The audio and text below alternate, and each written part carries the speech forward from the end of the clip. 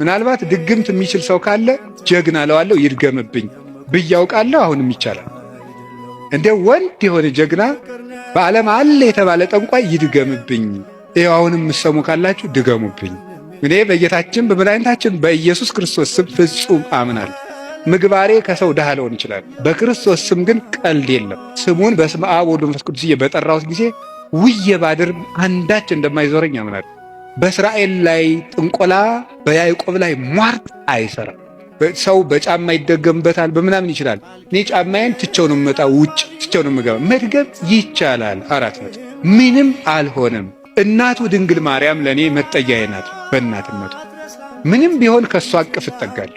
ሰማይ መጅ ምድር ወፍጮ ሆነው አጣብቀው ቢፈጩኝ አንቺ ከኔ ጋር ከሆንሽ ምን ይሆናል? እመቤቴ ቅድስት ድንግል ማርያም ሆይ ልጅሽ ከወደደኝ ማን ይጠላኛል? ልጅሽ ከወደደኝ ፀሐይ ይዘምርልኛል፣ ጨረቃም ያመሰግነኛል፣ ከዋክብት ይዘምሩልኛል። በእኔ ላይ ማንም በጠላትነት መነሳት አይችልም። ፈሪ አትሁኑ።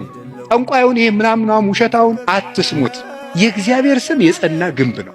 ሰው ስልክ ደውሎ ቢያስፈራራችሁ፣ ሰው በስልክ ቢሰድባችሁ፣ ያመናችሁት ቢከዳችሁ፣ አደጋ ወደ እናንተ እየመጣ እንደሆነ ብትሰሙ ከዳዊት መዝሙር 1 አውጥታችሁ አንብቡ። በጨነቃችሁ ጊዜ መዝሙረ ዳዊትን በጣም ውደዱት።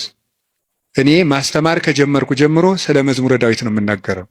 አንዳንድ ጊዜ ሰይጣን ምን ሊለን ይችላል? እንዲሆኜ ረክሼ ቤተክርስቲያን አልሄድም፣ እንዲሆኜ ረክሼ የጸሎት መጽሐፌን አልነካውም፣ እንዲህ ባረኩበት እጄ እንዲህ በልኮ። የእግዚአብሔር ቤተሰቦች ያለ እግዚአብሔር ጉልበት ካለንበት ኃጢአትን መውጣት አንችልም። እንዲያውም ካደፍን ነው ቤተክርስቲያን መምጣት ያለብን። ልንነጻ ነው የምንመጣው።